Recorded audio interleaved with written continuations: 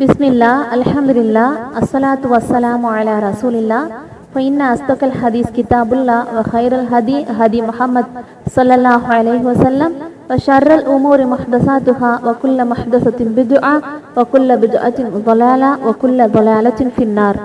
அஸ்ஸலாமு அலைக்கும் வ ரஹ்மத்துல்லாஹி வ பரகாத்துஹு. சகோதரிகளே, சுவனத்தின் பெண்கள் தாவா குழுமம் வழங்கிக் கொண்டிருக்கும் தினம் ஒரு மார்க்க உரை எனும் நிகழ்ச்சியினூடாக உங்களை சந்திக்கிறோம்.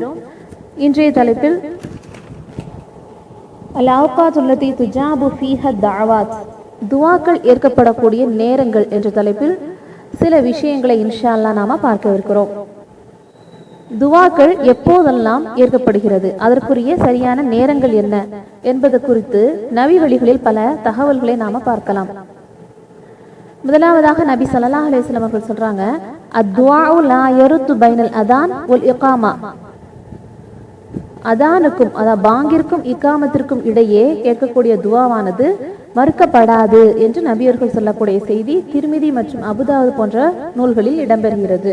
எனவே நாம சகோதரிகளே, பாங்கு மற்றும் இக்காமத்திற்கு இடையே நாம அதிகமான அளவிற்கு பிரார்த்தனைகளை செய்யக்கூடியவர்களா இருக்கணும்.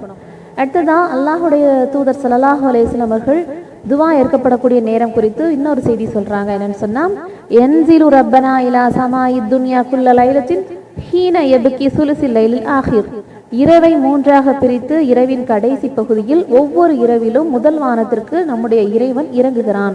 ஃபயகூலு, அவன் கூறுகிறான், மை யதுஉனி, என்னிடம் யார் பிரார்த்தனை செய்கிறார், ஃபஅஸ்தஜீபு லஹு, நான் அவருக்கு பதிலளிக்கிறேன். மை யஸ்அல்னி, என்னிடம் யார் கேட்கிறார், ஃபஅஅதைதுஹு, நான் அவருக்கு கொடுக்கிறேன்.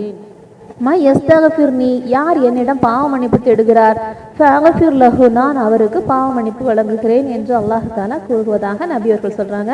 இந்த செய்தி புகாரி மற்றும் முஸ்லிம் போன்ற நூல்களில் இடம்பெறுது.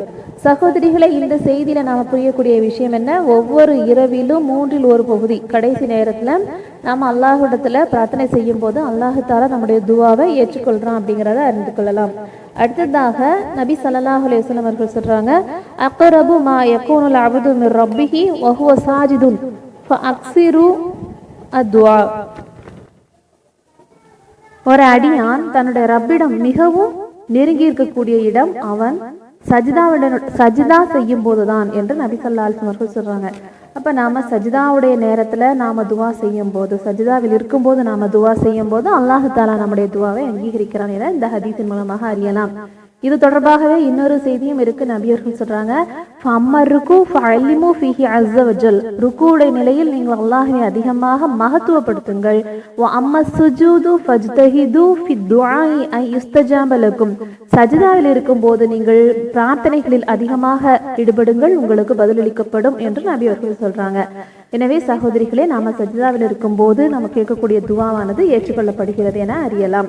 அடுத்ததான் நபியவர்கள் ஜும்மாவுடைய நாள்ல நாம செய்யக்கூடிய துஆக்கள் ஏற்றுக்கொள்ளப்படும் என்று சொல்லியிருக்கிறாங்க. அது சம்பந்தப்பட்ட ஒரு செய்தி, ஃபீ யௌமில் ஜும்ஆத்தி ஸாஅத்துல் லா யஸ்அலுல்லாஹு அஹதுன் ஃபீஹா ஷைஅன் வ ஹுவ காயிமுன் யுஸல்லி இல்லா அஅதாஹுல்லாஹு இய்யாஹ் அப்படின்னு ரசூலுல்லாஹ் சொல்றாங்க. அப்படின்னா, ஜும்மாவில் ஒரு நேரம் இருக்கிறது, அந்த நேரத்தில் ஒரு அடியான் தொழக்கூடிய நிலையில் அல்லாஹ்விடம் பிரார்த்தனை செய்தால் அதனை கண்டிப்பாக அவனுக்கு அல்லாஹ் வழங்குகிறான் என்று சொல்லி இருக்கிறாங்க.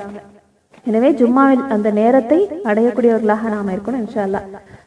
மேலும் இன்னொரு செய்தியும் இடம்பெறுது. நபி ஸல்லல்லாஹு அலைஹி வஸல்லம் அவர்கள் சொல்றாங்க, இரவில் ஒரு நேரம் இருக்கிறது, அந்த நேரம் ஒரு அடியான் துஆ செய்யக்கூடிய நேரம் இரண்டும் ஒத்து போனால் அந்த நேரத்தில் கேட்கக்கூடிய துஆவும் ஏற்றுக்கொள்ளப்படும்.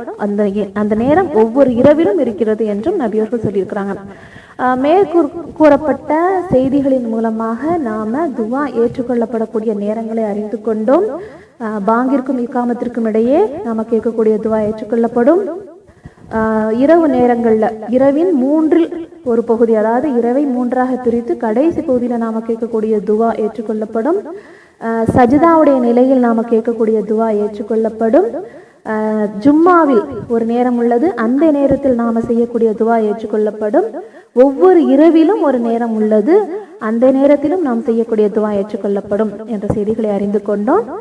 அஸ்ஸலாமு அலைக்கும் வரஹ்மத்துல்லாஹி வபரகாத்துஹு.